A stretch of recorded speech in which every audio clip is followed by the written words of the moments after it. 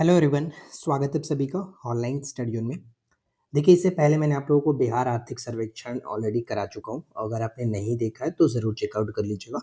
और बहुत सारे डिमांड्स आ रहे थे कि बिहार बजट को भी कराएं, तो आज हम इस वीडियो में बिहार बजट को भी निपटाने वाले हैं। बहुत अच्छे तरीके से सारी चीज़ें जो इंपॉर्टेंट है आपके पेपर के लिए वो सब कुछ हम यहाँ पे देखने वाले हैं। और इस वीडियो को देखने के बाद आपके माइंड में कोई भी ऐसा चीज़ नहीं रहेगा जो आप एग्ज़ाम में छोड़ करके आओगे। तो चलिए फिर फटाफट इस वीडियो के साथ स्टार्ट करते हैं। और मैं गारंटी लेता हूँ कि अगर आप इस वीडियो को एंड तक देख लेते हो तो मुझे वापस से ये बोलने की ज़रूरत नहीं पड़ेगी, ना ही आपको बोलने की ज़रूरत पड़ेगी कि मुझे बजट फिर से पढ़ना है। ठीक है? तो चलिए फिर स्टार्ट करते हैं।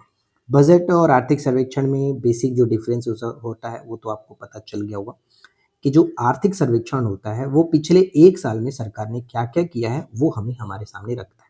ठीक है? और जो बजट होता है, बजट में सरकार ये अनुमान लगा कर के चलती है कि आने वाले साल में हमारी जो सरकारें होगी वो 1 साल में क्या-क्या चीज़ें करेगी, कौन से रुपए कहाँ मतलब खर्च करने वाली है।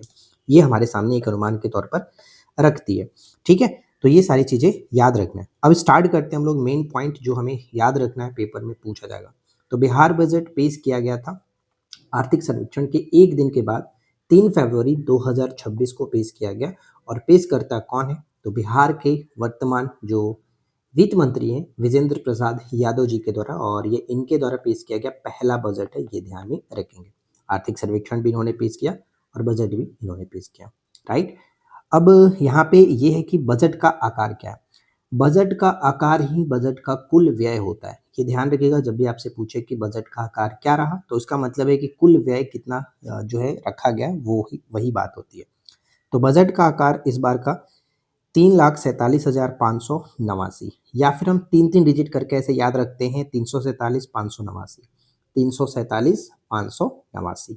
ठीक है? पॉइंट के बाद आपको याद रखने की ज़रूरत नहीं है, ऑप्शन में आप आराम से टिक कर सकते हो, वो दिक्कत नहीं करता है। स्टार्टिंग के 6 डिजिट आपको याद है तो कोई बात नहीं, आराम से याद हो जाएगा। तो 347,589 अब तक का सबसे बड़ा बजट है, क्योंकि हम पिछले कई सालों से देखते आ रहे हैं कि बजट जब भी पेश किया जा रहा है तो वो हर साल बढ़ा करके पेश किया था। तो हर साल एक तरह से कह सकते हो कि अब तक का सबसे बड़ा ही बजट है। ठीक है? अब यहाँ से एक अनुमान के लिए आप देख सकते हो कि पिछले साल का जो बजट रहा, यानी कि 25-26 का जो बजट था, उसका आकार 316,895 करोड़ था। और यहाँ पर बढ़ा करके करीब कितना बढ़ाया गया वो भी मैंने लिख रखा है कि वित्त वर्ष 25-26 की तुलना में वृद्धि कितनी की गई है इस साल के बजट में। तो 30,694 करोड़। लगभग देखा जाए तो ये आपका 10% की बढ़ोतरी है। लगभग में है 10%, 9 दशमलव समथिंग है, लेकिन ये आपका लगभग में 10% की बढ़ोतरी देखने को मिली है। ठीक है? तो ये पॉइंट याद रखना है। इस साल का बजट का आकार क्या है? 347,589। ये सबसे पहला पॉइंट है जो कि पेपर में पूछे जाने की चांसेस है। राइट? अब यहाँ पे कि यह बजट जो है 7 निश्चय 3 की परिकल्पना के तहत प्रस्तुत किया गया था, जिसमें समावेशी विकास, रोजगार, शिक्षा, महिला सशक्तिकरण, कृषि, बुनियादी ढांचा और आम लोगों के कल्याण पर जोर दिया गया। राइट? तो यहाँ तक किसी तरह का कोई दिक्कत नहीं है। और बजट की थीम की बात करें तो बजट का थीम भी याद रखिएगा, 26-27 की थीम है संपन्न बिहार समृद्ध बिहार। ठीक है? संपन्न बिहार समृद्ध बिहार। अगर आप यहाँ तक वीडियो को स्टे किए हो और वॉच कर रहे हो तो मैं आपसे छोटा सा रिक्वेस्ट करूँगा कि वीडियो को लाइक ज़रूर करके जाएं। इस वीडियो पर जितना ज़्यादा लाइक करेंगे उतना हमें अच्छा लगेगा, क्योंकि आपको पता है कि डाटा इकट्ठा करके लिखने में कितना ज़्यादा समय लगता है। ठीक है? तो आप थोड़ा सा लाइक ज़रूर कर दें और शेयर कर दीजिएगा। अब यहाँ से जो भी डाटा होंगे उनको आप अच्छे से याद रखने की कोशिश करिएगा। एक बार में याद नहीं होता है तो पैनिक नहीं होना है, आराम से 1-2 बार लिख करके याद करने की कोशिश कीजिए, याद हो जाता है। सबसे पहले बजट का आकार यानी कि कुल व्यय कितना रहा, तो 347,589 करोड़। हम सिर्फ और सिर्फ 3-3 डिजिट करके याद करने की कोशिश करते हैं, तो ऐसे अच्छे से याद भी हो जाता है और हमें दिक्कत भी नहीं होती है। ऐसा तो नहीं है कि हमें किसी को बताना है, रट करके बताना है क्या है क्या नहीं, बस हमें एग्जाम में अच्छे से आंसर को टिक करना है। इसलिए आप ध्यान में रखो कि 347,589 ऐसे याद रख लीजिए। ठीक है? जितना भी बात होगा पैसे का वो सभी करोड़ में होगा, तो ये पॉइंट थोड़ा सा याद रखिएगा। अब देखिए, कुल व्यय को 2 भागों में डिवाइड करके देखा जाता है। एक तो आपका राजस्व व्यय होता है और एक कुल व्यय होता है, मतलब पूंजीगत व्यय होता है।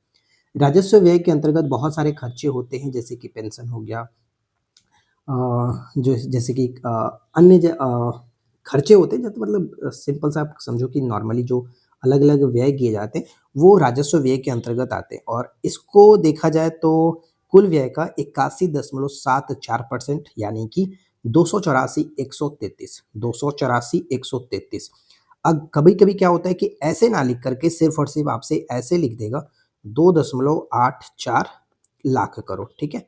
लाख करोड़ लिख देगा। तो वहाँ पर भी आपको बस ये ध्यान में रखना है कि 284 हमने याद रखा है, तो 284 हमें दिख रहा है, ठीक है? 284 133 हमने याद किया है, क्लियर?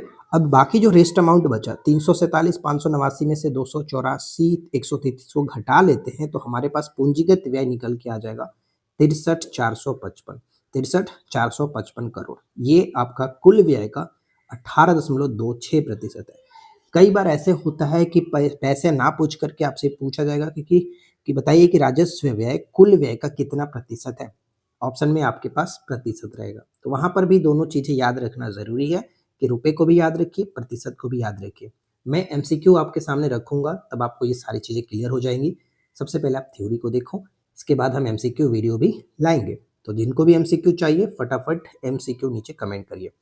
अब ये तो हो गई कुल व्यय जो हमने देख लिया कि 347,589 है, जिसमें से राजस्व व्यय 284,133 और पूंजीगत व्यय 63,455 हो जाता है, ठीक है? अब आता है कुल प्राप्तियां। कुल प्राप्तियों की अगर बात करें तो इसमें रहा 347, देखिए दोनों में 347 है, 347 है। अब उसमें क्या था कि कुल प्राप्तियां जो है 589 बताया गया था, यानी 347 589, और जबकि कुल प्राप्तियां उससे थोड़ा सा ज्यादा है 752, 347 752। मतलब पैसे मेरे पास ज्यादा रहेंगे तभी तो मैं खर्च करूंगा, अगर मेरे पास पैसे ही नहीं रहेंगे तो खर्च कहाँ से करूंगा। मतलब इस तरह से समझो कि व्यय जो है, मतलब मेरे पास जितना है उससे मैं कम थोड़ा सा व्यय करूंगा, तभी तो मैं बचत कर सकता हूँ ना, ठीक है? समझो ऐसे। अब देखिए इसको भी दो तरह से देखते हैं, राजस्व प्राप्तियां और पूंजीगत प्राप्तियां। तो राजस्व प्राप्तियों के अंतर्गत 285 277 हमने राजस्व व्यय में कितना देखा था 284 133, मतलब मिलता जुलता है, याद रखने में भी कोई दिक्कत नहीं होगा, बस थोड़ा सा आप आराम से सोच करके डिजिट पर काम करोगे तो काम हो जाएगा। 285 277, ठीक है? और पूंजीगत व्यय हमने उसमें देखा था कितना, देखिए पूंजीगत व्यय हमने देखा था 63,455 और पूंजीगत प्राप्तियां है 62,475।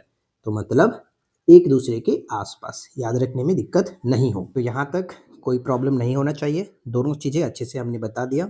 और ये आपको याद भी रखना है कि कुल प्राप्तियाँ कितना था, कुल व्यय कितना है, दोनों में कन्फ्यूज़न नहीं होना चाहिए। प्राप्तियाँ जो कि व्यय से ज़्यादा है तभी हम जो कि खर्च कर पाएंगे, इनकम ज़्यादा रहेगा तो खर्च करेंगे, ठीक है?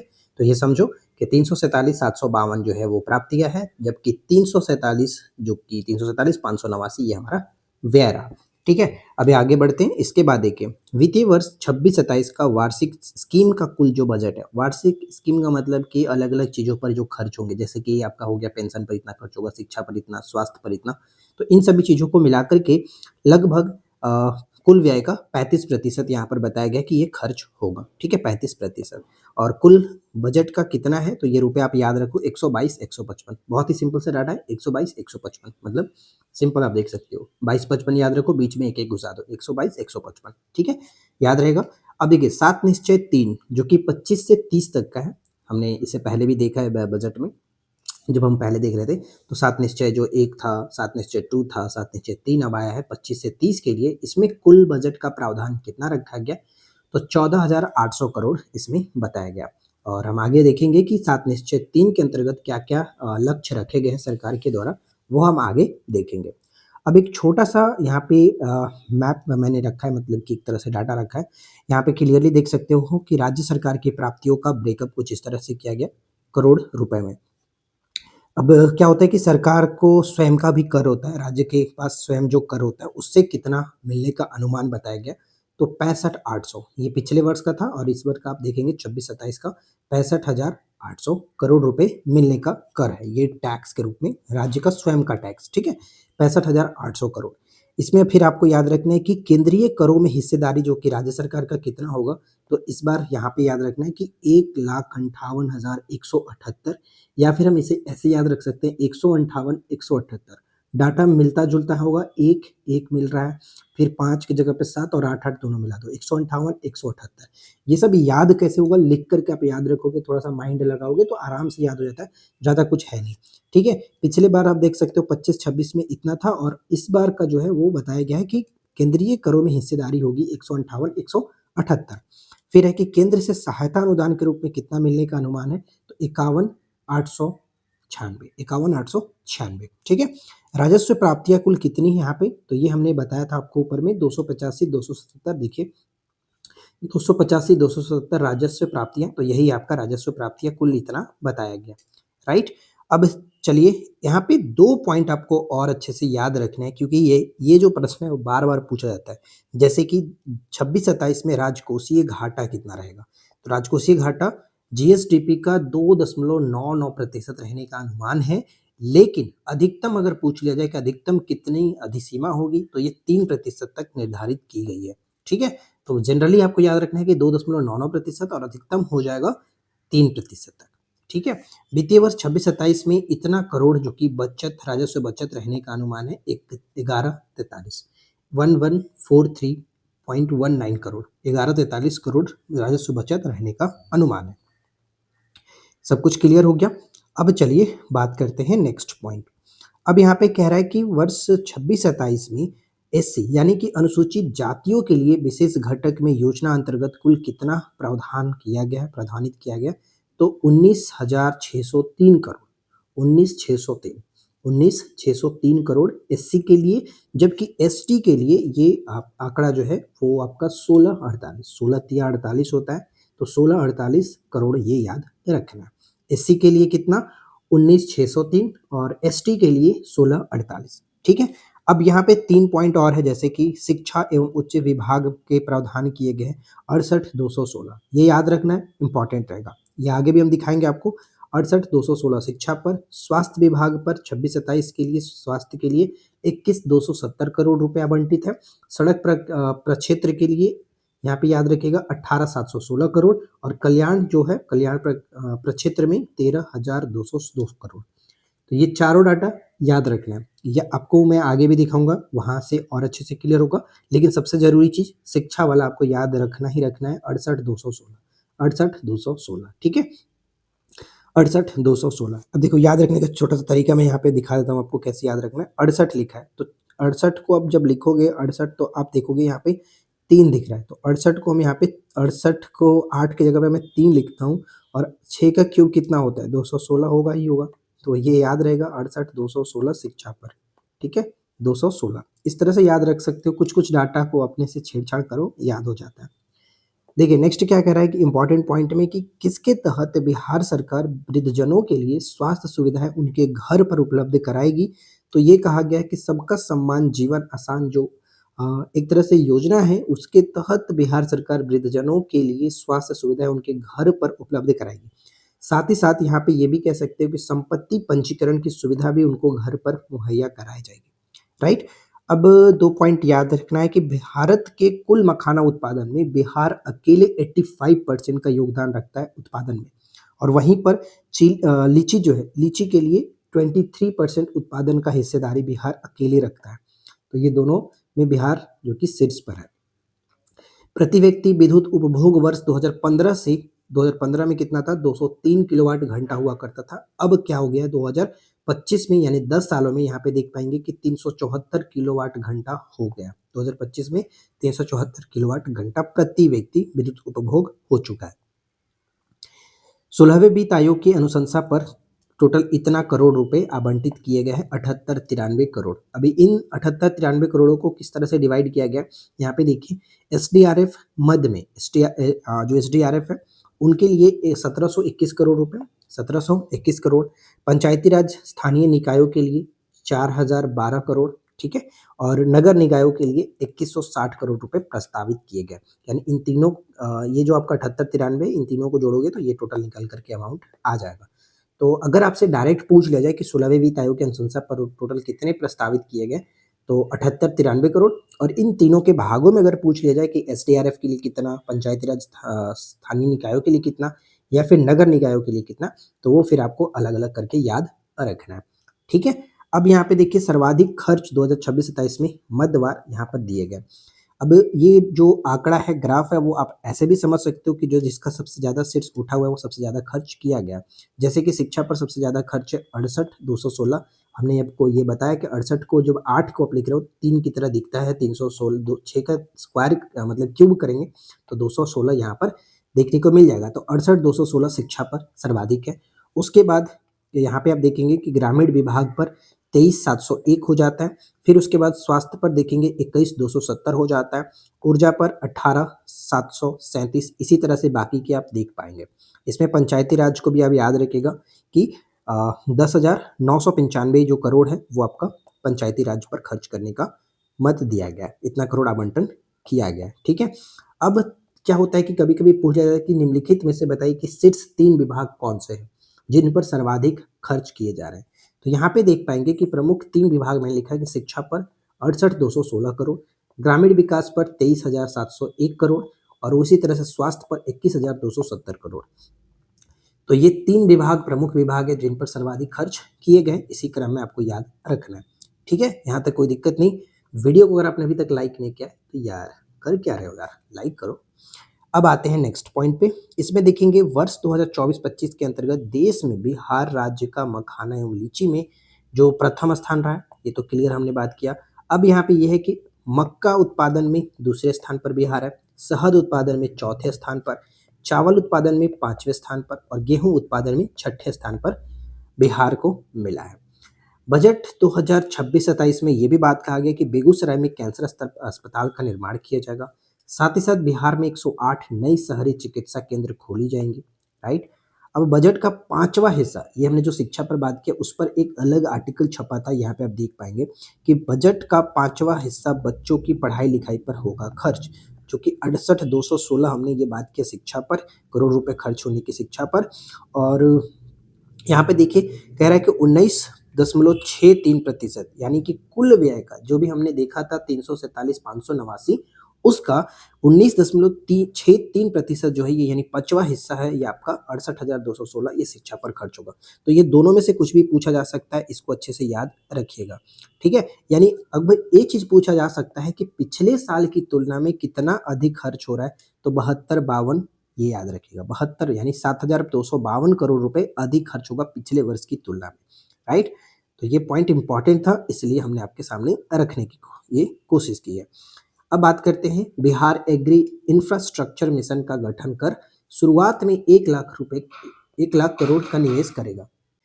तो ये पॉइंट याद रखना है कि बिहार एग्री इंफ्रास्ट्रक्चर मिशन का गठन कर उसमें शुरुआत में 1 लाख करोड़ निवेश करने की बात कही गई है।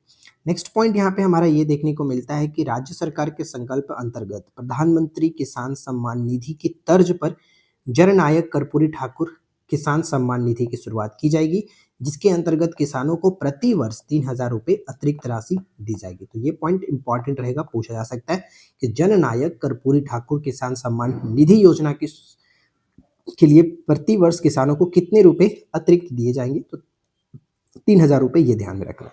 नेक्स्ट पॉइंट आता है कि वर्तमान में दूध जो है वो इतना लाख मीट्रिक टन यानी 133.98 लाख मीट्रिक टन, अंडा की बात करें तो 378.39 करोड़ एवं मांस का उत्पादन हुआ 4.21 लाख मीट्रिक टन हो गया। मत्स्य उत्पादन बढ़कर के इतना लाख मीट्रिक टन हो चुका है, 9.59 लाख मीट्रिक टन। ये जो डाटा है वो आपको एज इट इज इसी तरह से याद रखिएगा, काम आएगा आगे। जब भी कभी पूछ लिया जाए तो थोड़ा सा याद रखना है। देश में बिहार का अंडा उत्पादन क्षेत्र में प्रथम स्थान है, यानी ध्यान रखिएगा देश में बिहार राज्य का अंडा उत्पादन में प्रथम स्थान है, राइट।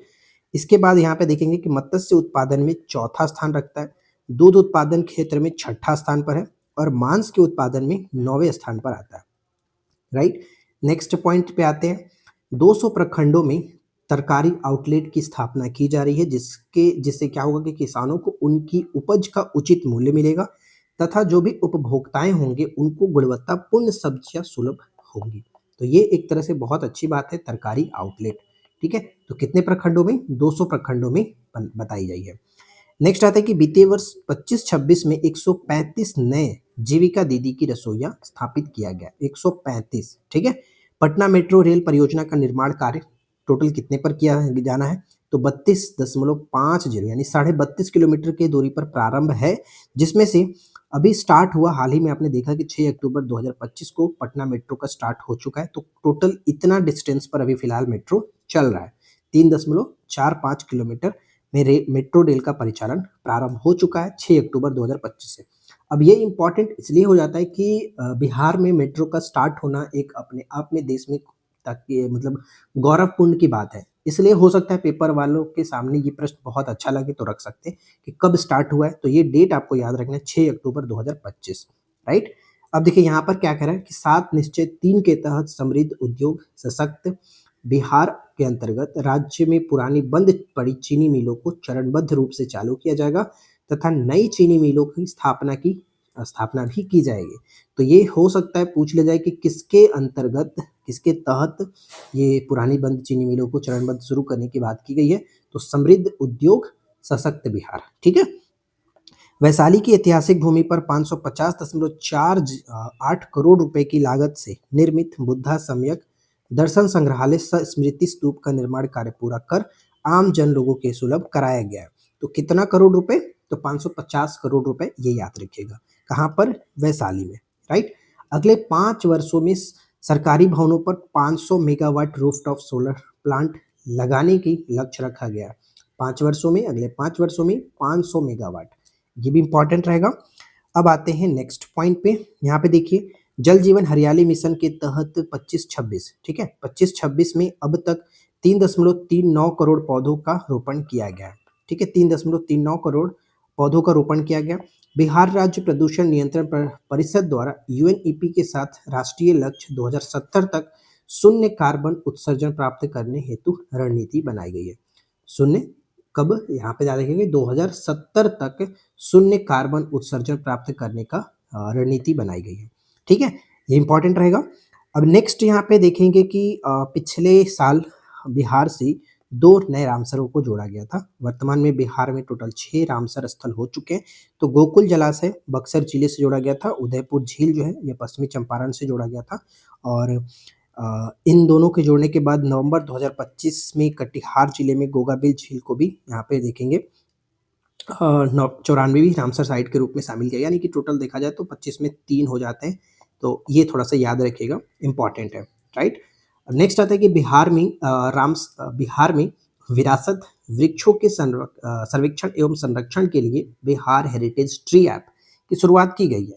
इसके तहत टोटल यहाँ पर देखेंगे 32 वृक्षों को जैव विविधता विरासत वृक्ष घोषित करने का विधान किया गया।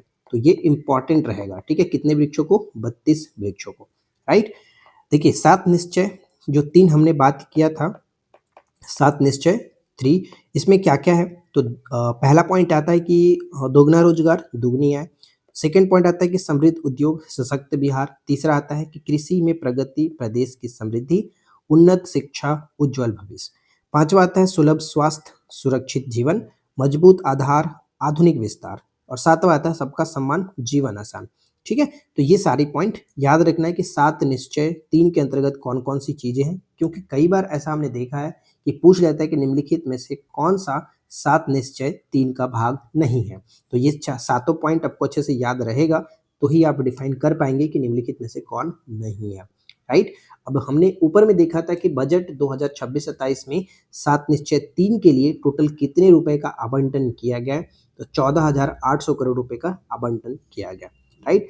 ध्यान देने वाली बात यहाँ पर एक ये भी आता है कि ज्ञान, ईमान, विज्ञान, अरमान और सम्मान, इन 5 संकल्पों के आधार पर बिहार जो है आने वाले समय में विकसित भारत का मार्गदर्शक बनेगा।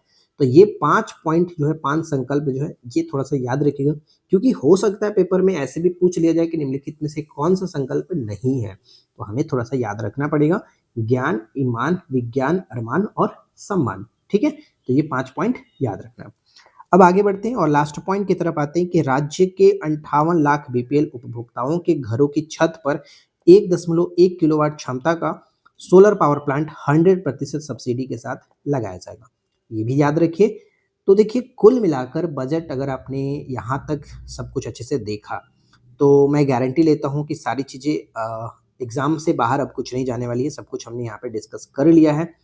और आपको कैसा लगा वीडियो फटाफट नीचे कमेंट करके ज़रूर बताइएगा। वीडियो पसंद आया हो तो लाइक एंड शेयर ज़रूर करिए और नीचे कमेंट करके बताइए कि अगर आपको एमसीक्यू चाहिए तो हम आर्थिक सर्वेक्षण का भी एक एमसीक्यू वीडियो आपके सामने रखेंगे और बजट का भी एक एमसीक्यू वीडियो रखेंगे।